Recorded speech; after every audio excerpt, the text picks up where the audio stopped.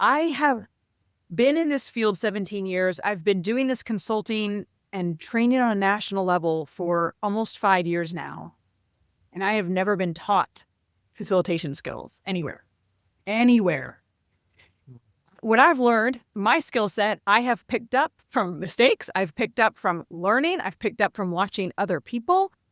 We're going to teach some facilitation skills. We're going to teach you what it looks like to manage a classroom. We've identified a few people, your average people that are in the room, categorized them a little bit, and talked about how to handle the over-talker, oversharer, how to handle the person who's a little bit maybe abrasive towards the content, the person who doesn't say anything. We've kind of categorized that so that people have an opportunity to learn classroom management. Welcome to Prevention Leaders Podcast with Dave Clausen, your source for insights into the world of substance misuse prevention. Each episode, Dave brings you the latest strategies, expert discussions, and real-life success stories designed to empower your work and inspire impactful change. Whether you're a prevention professional, community advocate, or simply passionate about making a difference, this podcast will keep you informed and motivated. Get ready to lead with a confidence that drives lasting results. Let's lead the change together. All right, folks, welcome back. Welcome back. This is a special edition of the Prevention Leaders Podcast for a couple of reasons. One, we're going to talk about a very powerful curriculum and training, and dare I say, a great opportunity for y'all listening. But also, it's also special because I'm here with my good friends, Nicole and Rikki. Welcome, you both. Well, thank you. Hello. Anytime we get together, it just makes my heart happy. Doesn't matter if we talk about family, dogs, hiking, prevention, business. I just love sharing space with you both. So I'm excited to just be sharing space and also sharing about the great stuff y'all got going on, because y'all got a lot going on. You do. Yeah, it's an exciting time to be in this world and in this field. Absolutely. And I know we got to start with the usual quick little introductions. So whoever wants to go first, nose goes rules, maybe, I don't know. But I do know we do have several new listeners from around the globe, which has been awesome to watch the numbers climb. So shout out y'all. Thanks for sharing the podcast with your friends and colleagues. But that means folks don't know who you both are. So who are you? Where are you located in this world? And what do you do? All right. Well, I'm Nicole Augustine. I'm located in Charlotte, North Carolina. And what I do, I have 3 titles for myself.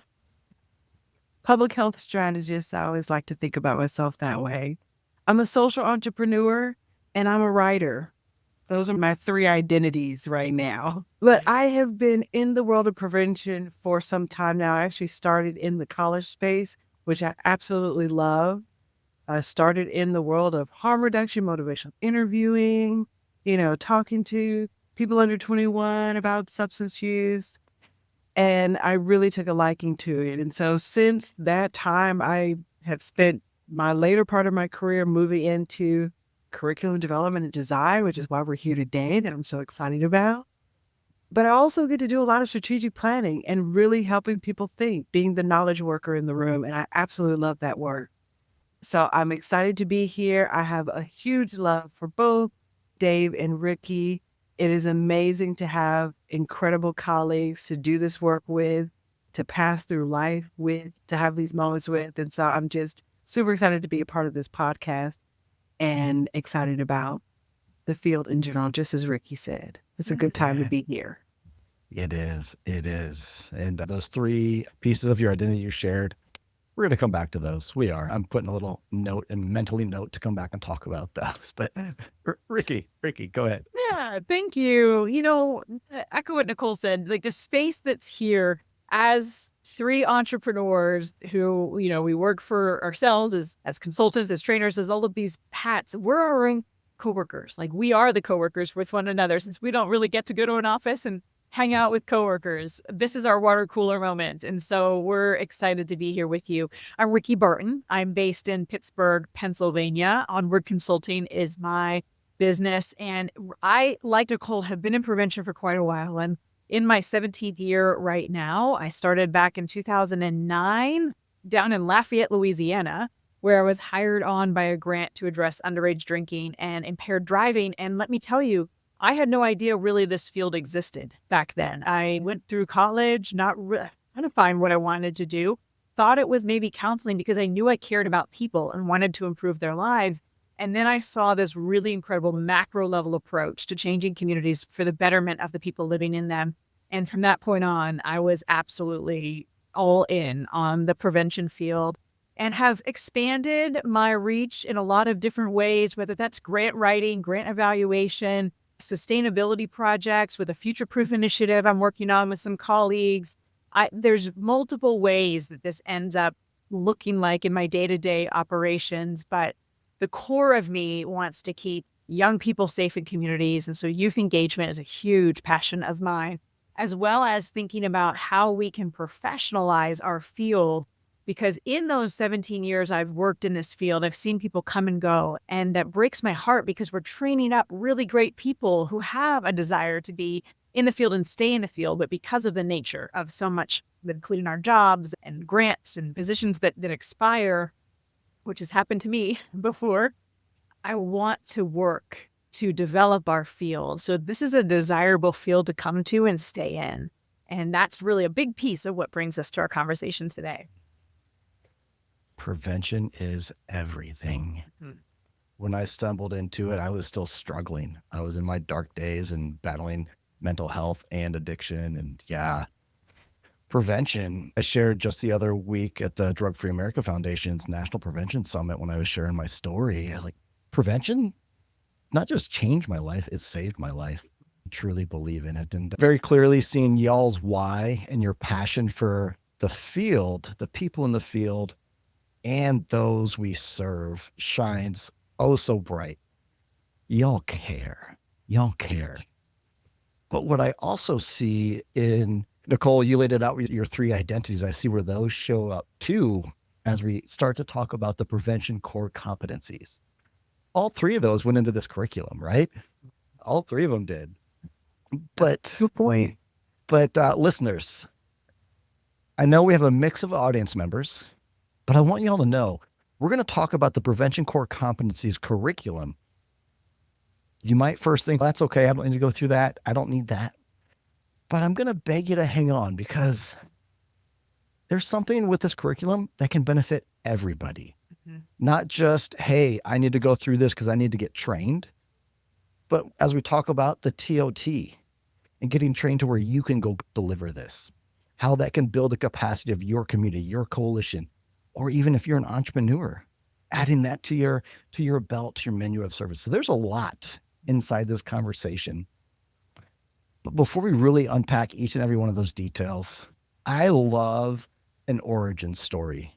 I love an origin story. Doesn't matter what it is. Origin stories are there's always so much wisdom to be gleaned in those.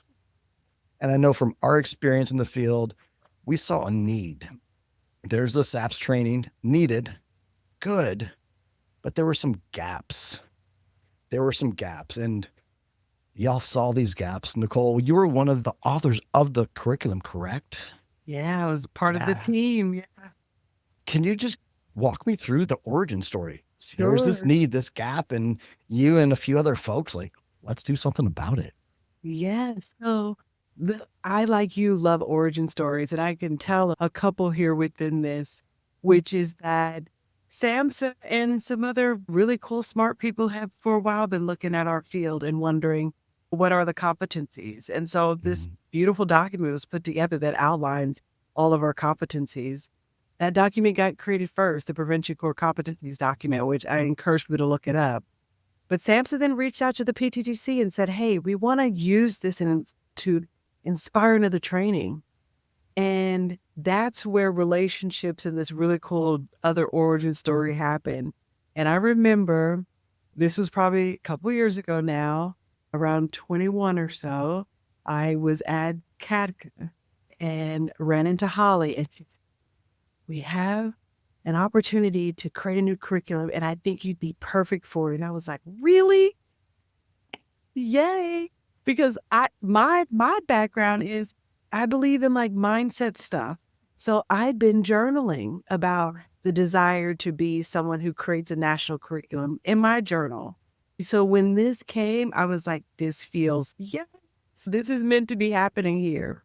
And then I learned, for me, what was also really cool is that the other team was going to be Dr. Zilli Sloboda, her team, Applied Prevention Science International, APSI.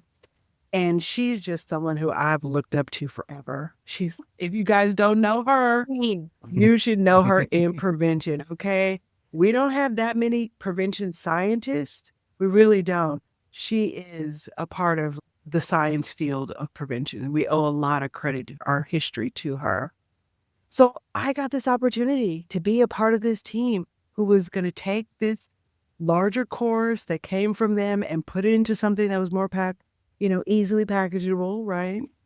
Versus a college course. And it began this journey of building the Prevention Core Competencies, pilot testing it in 3 different locations, making edits and changes. Then I ran into Rikki, okay? This is towards the very beginning. I think it had just finished its last pilot when Rikki got it. And I met her and we presented together for the first time. And first of all, I fell in love. Listen, I just was like, she's a trainer after my own heart. You all know there are a lot of trainers and there's some skills that we still working on. Okay.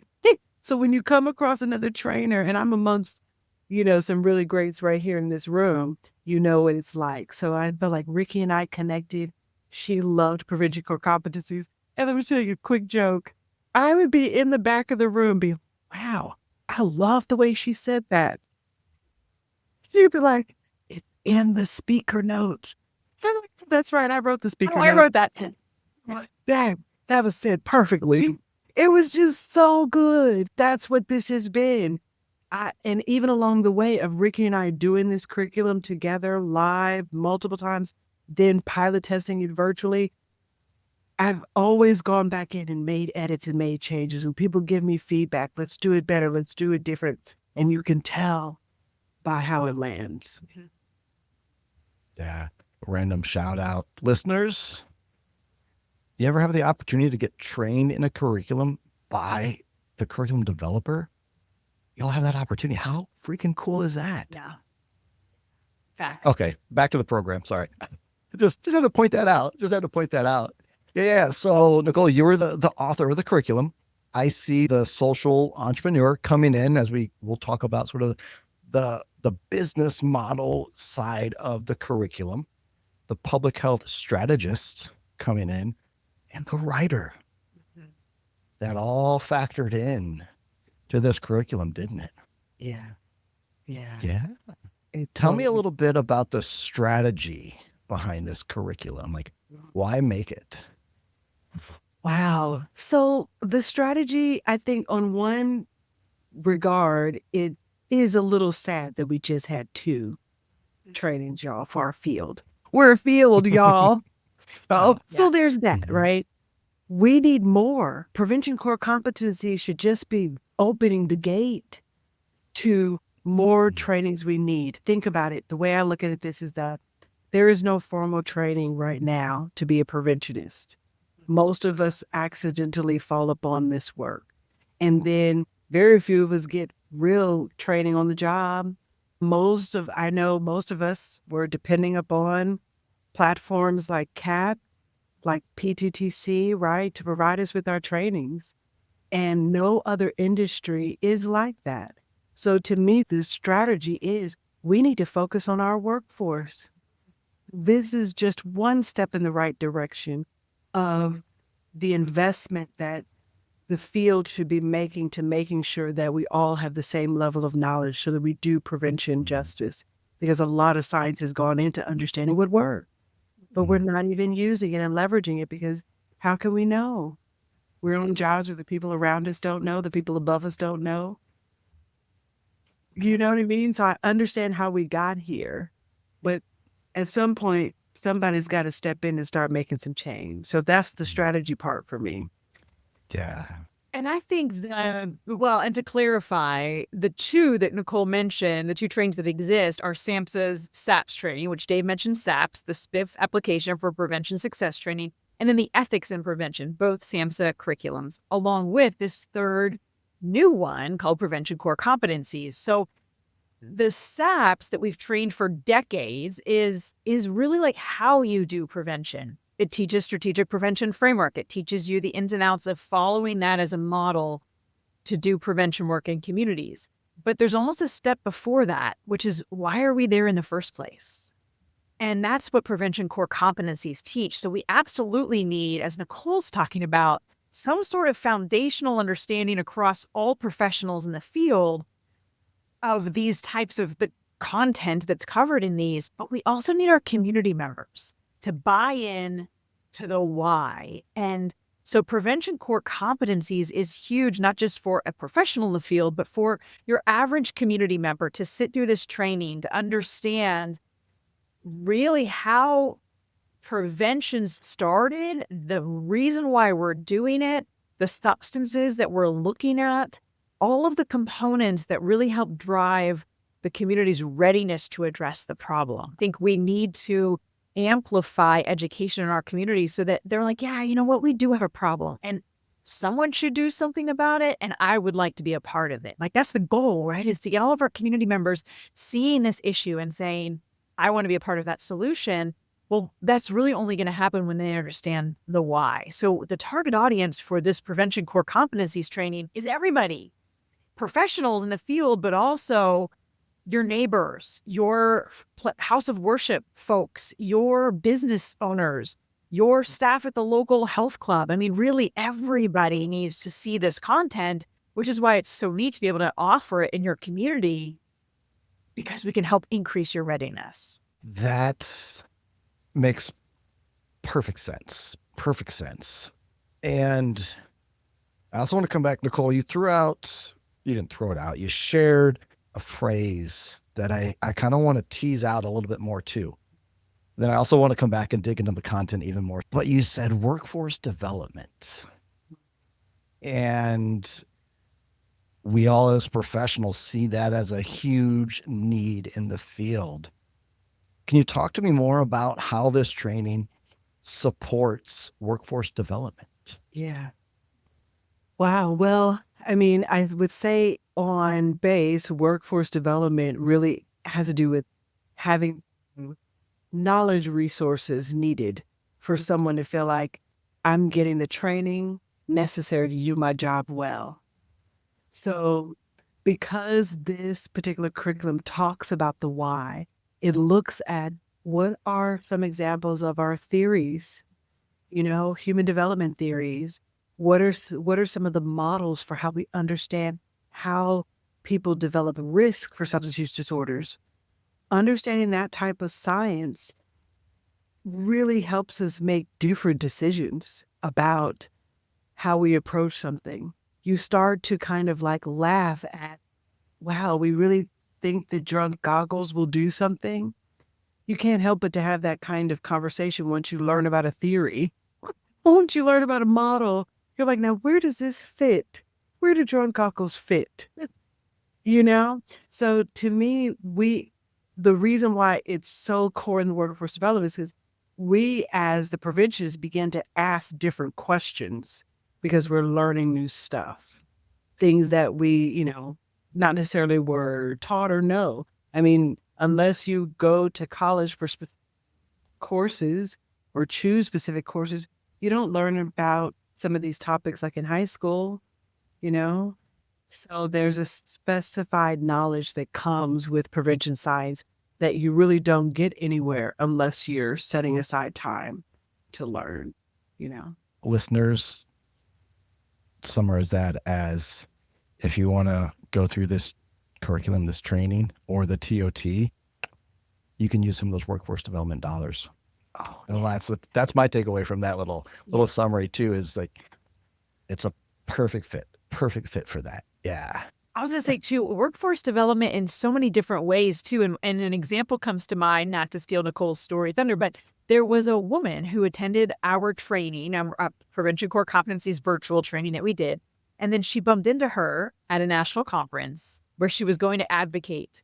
And she had printed off one of the graphic slides from the training and was going to utilize that to explain to her legislator how important substance use prevention work is. And I won't get into the details of what that all was, but it was like such a cool aha moment for both Nicole and I. She came and said, Rikki, guess what? Because that's what we want. We want this training to not just be a checked box, like I went to this training, I did it, but that person saw such value in the content that became the talking point to visualize for a legislator who's making decisions on a federal level how prevention work can happen across the United States. And so that was such a neat aha, eye-opening, like, this is workforce development for advocacy, for being able to communicate better about the need for our field.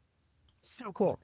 That is so cool. Yes, that is so cool. And so for me to put my little podcast host spin on that, what I hear is this training, this curriculum, one, it of course transfers knowledge, shares knowledge with the participants, but it's also helping empower them to pitch prevention, to advocate, and really just downright talk about prevention in a more effective, clear, concise way, regardless of who they're talking to. Yeah. It's a tool. It gives them a tool in their hands to be able to go use. Yeah. Absolutely. Yeah. Yeah. And it reminds me of the full circle moment, Rikki, what you were talking about is that the curriculum is not just for workforce development. It's actually for the community too. Yeah. This example, we were at CATCA and she was going to Capitol Hill Day and she was like, I love this slide. She's like, I use it all the time. It really helps me communicate the power of prevention. Yeah. Just was like, like who pulls content from a training, Yeah. But the way we wrote it, the way it put together, it really is, as Rikki saying, it dubs as both because it helps community members understand what prevention is, why it is, and then why they would make the choices that they make and say, you know what, actually, an assembly's not going to do anything. Right. Why we waste our time on an assembly? I learned that we should be doing this instead. Mm-hmm. That would be coming from our community partners. Imagine they could speak on that level. That's what the goal is. Right. In military lingo, force multiplier. Mm-hmm. Yeah. Capacity builder, force multiplier, all the above. So, Rikki, you touched on the content a little bit, but I want to just tell me a little bit more, a little bit deeper about what is the content before we, then next we're going to go talk TOT and how that's different and who these are best served for. But yeah, tell me a little bit more about the content itself. Yeah, absolutely. So first of all, content can be delivered both in person or virtually, and it looks different. The activities are a little bit different for that, which matters. I've been to trainings that were designed for in person, but are implemented virtually in the same way that they were made for. When Nicole says we piloted a virtual implementation, I mean, we really put intention behind that. We understand that people are coming together to the tune that actually in person is 2.5 days together, whereas virtually we spend 4 days, but across different hours each day, a different amount of time, so that it's spread out. The content lands differently, and our activities are different. Our engagement virtually is differently. So Nicole shared a little bit about like theories that the content goes over. We talk a little bit about like the brain and the effects that substances have on the brain, which is knowledge that we don't typically share in effective prevention efforts, but it's important for us to know those things, again, as the why, and help us inform the strategies that we do pick, understanding what happens in the brain and increasing that. We talk about ethics. We actually have an entire section on professional development, so it becomes very personal, like what me as a person can do to increase my knowledge and my skills in the field. So there's a lot of really rich content in this curriculum. And as we've already said, it is so applicable to different parts of the way that you would utilize it, whether you're attending it or you're learning how to train it. It is something that's really, really effective. And I would say because of how we uniquely created that virtual space, that especially to me is something that I think Nicole and I are very proud of with the virtual implementation, because the engagement that has generated in the ones we've facilitated together, it feels different than other virtual trainings I've gone to or virtual trainings I've facilitated, because the content is very it just hits home. I don't know how to describe it better. If Nicole, you want to take a shot at making that make sense, but it just feels like the content is palatable, it is digestible, it is relevant to our everyday life. It's not higher level, kind of too heady for me. It feels like it's very, very boots on the ground kind of information that I can do something with. Yeah, I would say what Rikki is speaking to is the intentionality of building a virtual version of a curriculum. Okay? Period. We're done intentionally. The activity was chosen differently. It is not the same. And that right there tells you everything. Yeah. You get what I mean? Because at first we only built it in person. We piloted it in person. And it was actually a partnership with Great Lakes. I love Great Lakes PTTC. She was like, I want to figure out how we can do this virtually. I was like, okay, well, I did it in person with Rikki and really liked her. Can I invite her to help me think about this? And she did. She came along for the ride, right? But in doing that, I kept thinking, how do we make this come alive when people are sitting in front of a laptop? Because I know how alive it is when I'm in person, you know? And so that just how it was built differently. I think it's why Rikki's using all the adjectives she's using. It landed, you know what I mean? It was intentional with how it was built. So I encourage people, please, please, please, we're going to talk about TOT in a minute, but please, if you have access to the in-person, don't just deliver it virtually. Please don't do that. Like there's some recommendations out there on how, and there's actually a whole different rearrangement of the curriculum virtual. If you want to do it, please go for that. Don't just do it the other way. We've already seen people who have done that. Yes. Are there two different TOTs then? No. Our TOT, the Train the Trainer, involves delivering both. We teach how to deliver both in person and virtual in that way. So before we move to TOT, just a little bit of a note here that I know our contact information will be with the podcast. If you're interested in just attending a Prevention Core Competencies training to see what it is we're talking about, get in touch with us. We've got a list of upcoming trainings that are available across the United States. So definitely get in touch with us. We would love to connect you with one that's happening. Absolutely. And as you've made it very clear, this training is for everybody. So if you're listening, like, I don't know, it is for you. It is for you. We're looking at you. Yes. Yes, exactly. Okay. And I'm saving the social entrepreneur conversation towards the end. I want to talk, at some point about how our listeners can not just attend, but implement this curriculum at different levels, different ways. But before we get there, you've got a TOT coming up in May of this year, 2026. And so listeners, if you're hooked and you want to go get trained up, it's already on the calendar. Registration's open. We'll drop the link in the show notes. But just like the intentionality you both put into this curriculum and the virtual delivery of the curriculum itself, I have a feeling y'all did and apply the same kind of intentionality behind the TOT. And I dare to say it's probably not just your average TOT, is it? Come on, now. You don't know how to do, you don't do average. You don't know how to do average. But it's different, right? It's a different kind of TOT, isn't it? Right. I knew it. What's different about it? Well, we designed this with a few assumptions. And that is that people who would want to train the Prevention Core Competencies curriculum are professionals in this field who understand the basic tenets of primary prevention, and essentially that they're able to read or digest content by themselves. So we designed this differently from any Train the Trainer that I have ever been a part of.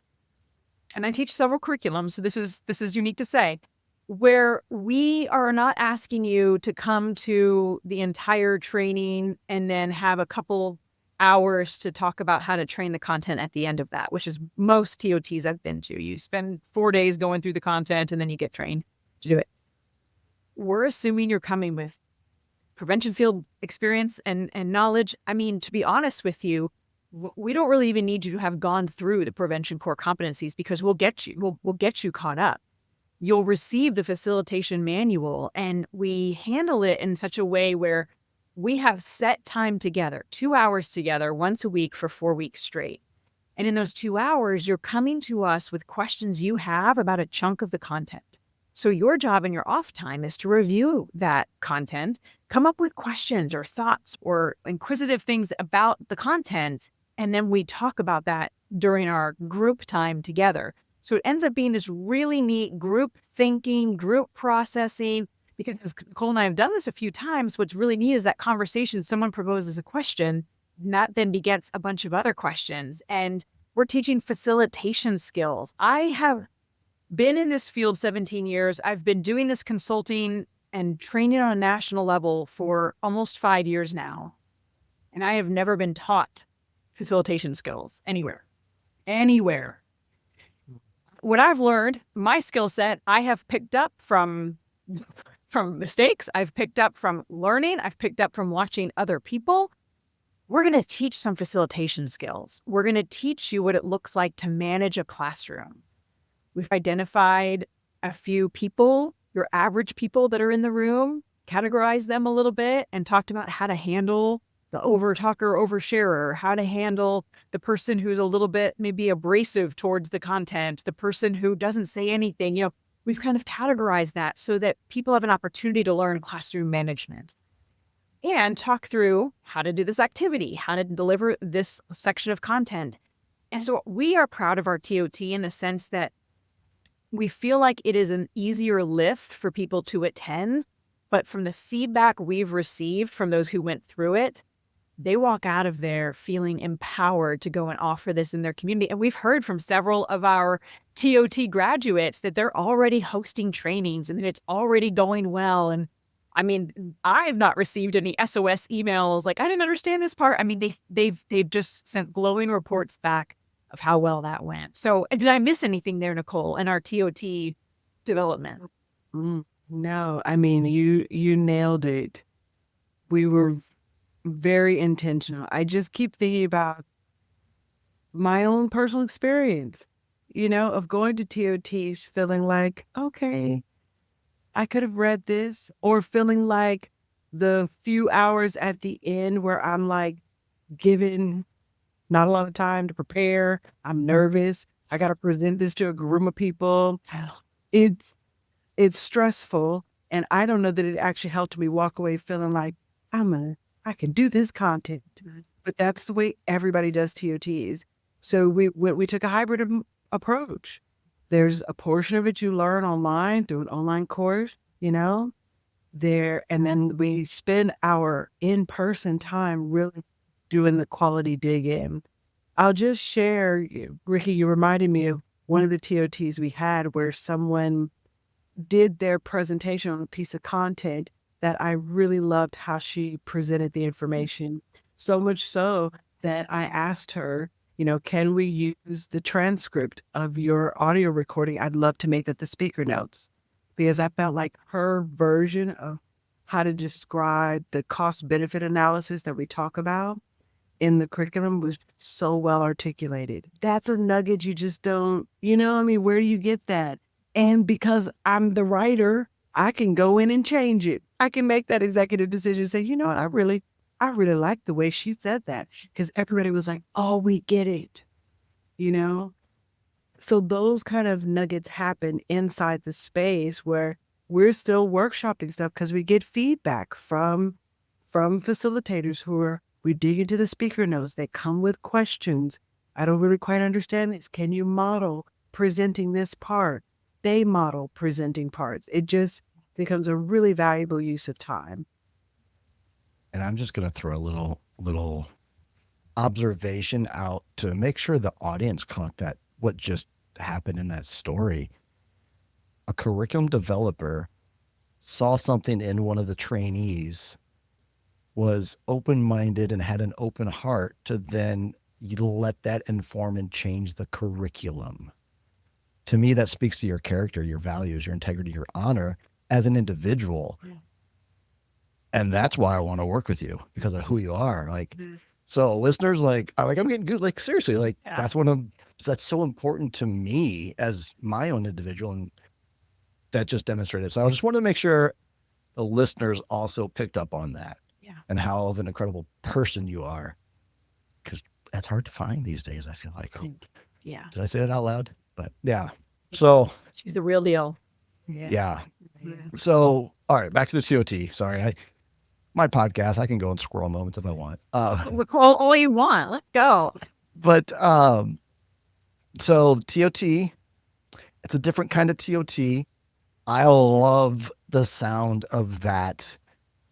But I'm going to bring the TOT back to workforce development also. The curriculum itself, workforce development.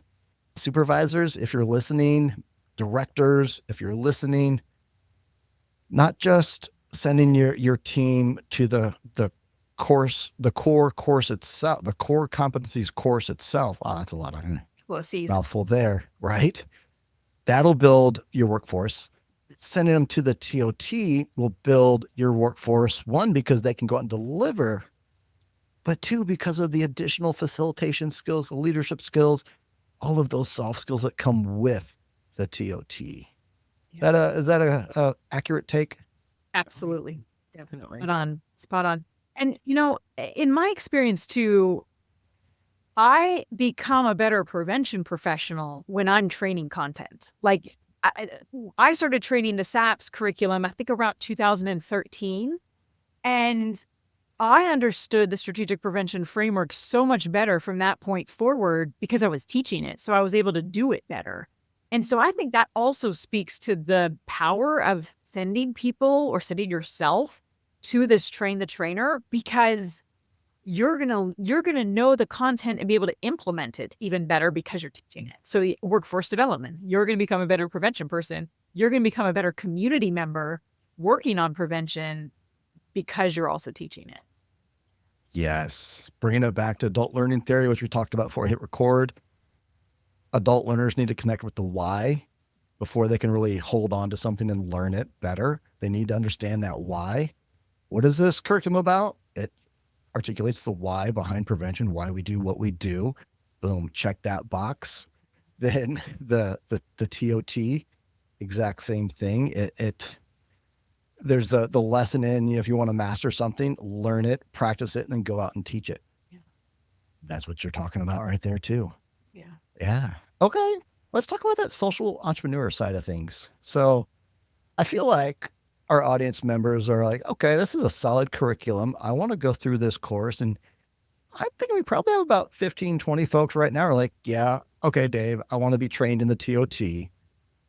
Let's talk operations, business development side, both from the prevention, say coalition prevention workforce side, but then also the prevention entrepreneur side.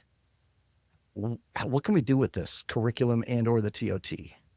Yeah. Well, I would say economics is always something to talk about. Everything we do is built on money, whether we're exchanging money to get a service or receiving money because, we've been provided something. So I would say with this curriculum, there's a couple ways to think about it. From the entrepreneurship side, being certified in this curriculum, I think, is a selling point. I think it looks good on a resume. I think folks who are consultants out there who do trainings, it's a sellable training for sure. There are communities across the country that would love to have this, but there's only a handful of trainers, really. So I say get out ahead of it in the market space. And if you're that type of entrepreneur and you're being hired to do trainings right now, this is a training that you could have people have you paid for, right? I would also say if you're a business, the same thing can happen too. There are plenty of trainings that are businesses, prevention businesses that provide trainings where they add CEUs to it. Same sort of thing could happen. Your organization could provide this training that people pay for. You could bring in money and income into your own organization too once you have trainers, right? So there's that side of it to me, the economic side of how it can translate into money in the bank, technically, right? That's helping in more than one way. That kind of speaks right to future proof, Rikki. Tell me more how this aligns, fits with future proof. Thanks, Dave. Yeah, Future Proof is a project I've been working on with two other friends of mine, where we're helping individuals, agencies, nonprofits, governments, businesses look at the future and figure out how to have sustainable solutions, not just for their bottom line in terms of their dollars and their budget, but also the sustainability of persons and structures and leadership systems. And so it's sustainability, but kind of like amped up sustainability, because we're helping people identify different pockets of funding and revenue streams that can come in that maybe we haven't thought of. And I've had so many conversations with people, especially in the prevention field, who, because of this like nonprofit brainwashing, I'm going to call it, that we've been under, we all live in a starvation mindset. I worked a nonprofit until, for 12 years. We lived in a starvation mindset of thinking like, well, we can only have this. And so when I've talked to people about charging for a training, they're like, I could never. I'm like, oh, but you could. And what if you did? And I think that people need to have kind of that out of the box thinking. There's even future proof. We talk a little bit about intrapreneurship, which is an idea that not a lot of people have thought of. But intrapreneurship is like within my agency or organization, empowering your staff to be able to come up with revenue generating ideas. Like, I don't know if many of you know this, but the Post-it note was a 3M internal idea. Their staff were sitting around in a meeting. We're like, wouldn't it be cool if we had something that could stick to a wall while we talk? The development of a Post-it note, and now they're like everywhere. They're all over my desk right now. So that was it. Where's yours, Dave? His desk is probably very clean, honestly. Mine is very clean. Yeah, I'm sorry. Yeah. That was an intrapreneurial idea. So we help organizations with Future Proof to think about ways to generate new revenue. And I just, to echo what Nicole said and connect it to Future Proof, there's just been jokes said kind of about, if we could travel back in time, would you invest in Apple? Would you invest in a startup of AI? Would you invest in a startup of, Tesla, whatever, right? With these organizations, Amazon, these big corporations, that if we could have invested back then, imagine what we would have now. And I feel like this opportunity to come to this training of trainers is that opportunity, because this is a nationally recognized evidence-based curriculum. Like, this is not just us trying to sell something we developed because we felt like it. This is nationally recognized, supported and promoted by SAMHSA and the PTTCs.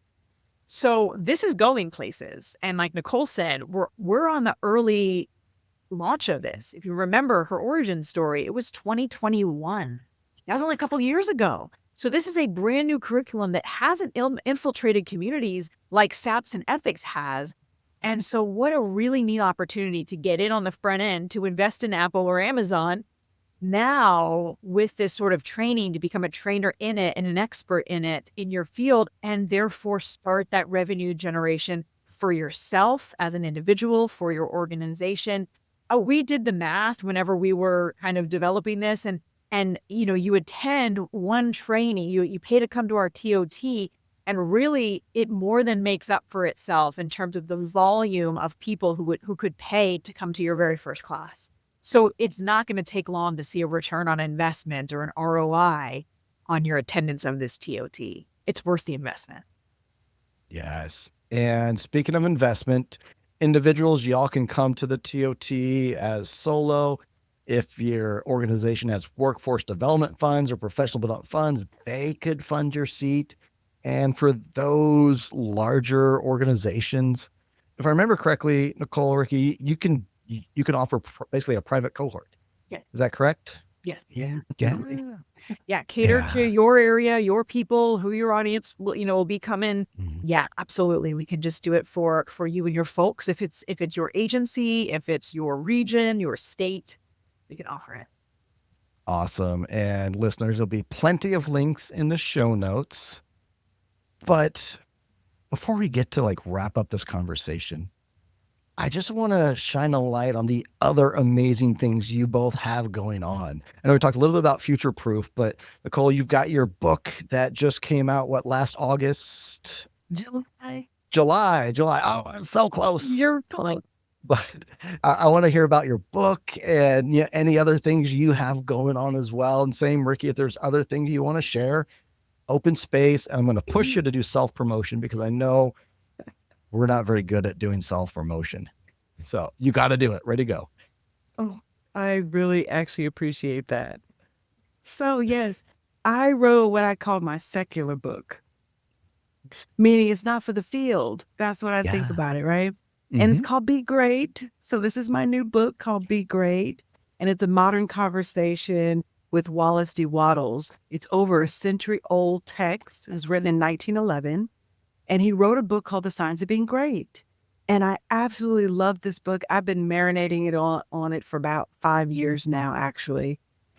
And I decided to rewrite it primarily because the language is full of a lot of archaic language, and we used to live in a time where all we ever spoke about was man, So the whole book mostly was that. I was like, well, women exist too.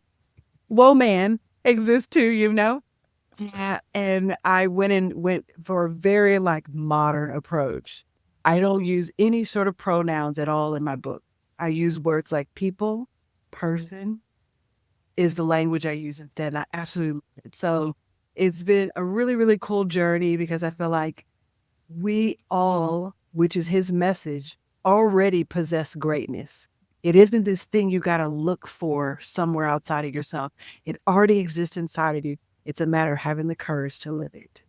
And I just feel like that is a wonderful mantle for us in prevention and public health, for us in these entrepreneurship, social entrepreneurship specifically, for us in the world. This is the time to live and be great in everything we do. And so I wrote the book to help bring his knowledge to now in a way that I think people can receive it. And that was kind of the essence of why I wrote it. So where can people get it? Amazon. Ding. Link will be in the show notes. Amazon. Yes. Can I just talk to this book for a second? I think that, I've heard a lot of people glow about it and love it. But one of the phrases they always say is, oh, it's so small. It's easy to read. Let me tell y'all, let me just pause there because that actually bothers me when people say that. Because every page that's in that book, you can multiply by 50 in terms of the time that it takes to digest the profound wisdom that every page offers. It is just very mind-blowing in terms of how you're like, man, I never thought about something that way. Or, oh, I need to do some self-work around that to process how I'm showing up in this space, or a bias that just came out in me that I didn't realize I had. And so, it is a compact book, but it is not a small book by any stretch of the means. It is truly, it's the kind of book you read a few pages and you set it down and you think for a little bit. You digest those pages over a couple of days. At least that was my journey through it. That's so good and so rich. It might be physically small, but intellectually it's really big. It's like volumes of intellectual. Yes. I love that. I love it. I see that. I've got a copy on my bookshelf back there. I get it. Yes. And I've seen so many folks glowing in person, showing it hey, look, I brought it with me to this event. I travel with this book. It's solid stuff right there. Solid stuff. All right. Rikki, what else you got going on? Oh, okay. Well, nothing. No, I'm kidding. Lord, twiddling my thumbs. So Future Proof, certainly one of those. We already mentioned that. And, one of the things that I do, I travel, I train, I speak at conferences. That's all there. But one of the things that I really love to do is work with communities to do strategic planning and assess and look at what they're doing, provide technical assistance to communities in their prevention work. I love looking at data. I love looking at what's going on there. And so part of that then feeds into this love-hate relationship I have with grant writing and federal grant writing. And we're in that season right now. So it's kind of one of those, I'm going to say this cautiously because I don't want, 100 inquiries, but I do love grant writing because it gets me to know communities. It gets me to know who's out there, what's going on. I love to tell the story of your community in writing grants and then successfully getting those awarded for you. And so that's something that I love to do. And then to carry on that story, I do grant evaluation as well. And that's fun for me because my number savvy brain loves to look at the impact that's being made and think about ways to evaluate work that's being done. And so that grant writing and evaluation are very fun projects for me that I enjoy doing, when I'm kicking it, whenever I'm just, like I said, twiddling my thumbs, it's like, well, that's right. She never twirls her thumbs, y'all. Right. She doesn't stop moving. I can't even do it. They get stuck, But we also have on record now, recorded, you love grant writing. Yeah. Okay. Amazing. Before we wrap up, open space, anything we haven't talked about or shared that you would like to share with the world? I actually had one other thing to share. Bring it. And it's a bit of an announcement in that some of the people who may know me may recognize my name from my first book, which is the Prevention Specialist Exam Study Guide. I got that one too. I don't know if we have a visual, but I have that one too. And the announcement I want to make is that for folks who have this book, it's going to be sunsetting in probably about 2 months. I have written a second edition and it's in production right now. And I've made significant changes in my second edition from the first. So I'm just sharing because if you do have a first edition, it soon will be the only version. So get it autographed. Yeah, I know, right? Come find me, get an autograph. Because the second edition is going to be coming out and it's going to completely replace this older version, which I'm excited about, actually. That just speaks to continuous learning, continuous improvement. Do you have a ballpark timeline, like a month or a couple month window where we could Actually, expect a couple it? months. Couple months, okay. They said it's going to be ready in April. That's what they said. Yeah. But definitely by May for sure. Okay. Awesome. Yeah. I'll keep an eye out for that. Thank Wonderful. you. Yeah. And so that was the other book writing announcement that I wanted to share. Oh, so cool. So cool. All right, Rikki, anything else we haven't talked about you wanna get in here? I actually just feel gratitude bubbling in my heart right now. Gratitude for Dave for creating this space for this conversation and just being a constant lifter of other people and creating platforms for people to have voice like we have, but also gratitude for all of the people listening to this. You showed up, you survived, you listened to the entire thing, you made it to this point, but truly that like you're clearly here because you care and you're doing work that matters. And so thank you for the work that you do, the contribution that you're making to make this world a better place. We need you. We need all of you. And so thank you. Prevention is better together. And with that, Isn't it? listeners, stay tuned for the next episode and also check out the show notes for all the wonderful links so you can go register for that May TOT with Nicole and Rikki. Thank you all very much. Keep on keeping on. Thanks, Dave. Thank you for listening to the Prevention Leaders Podcast with Dave Clausen. Since prevention is better together, make sure you click the subscribe button and share this and other episodes with a friend. If you have a topic idea or guest suggestion, follow us on social media or email us at info@preventionleaders.com.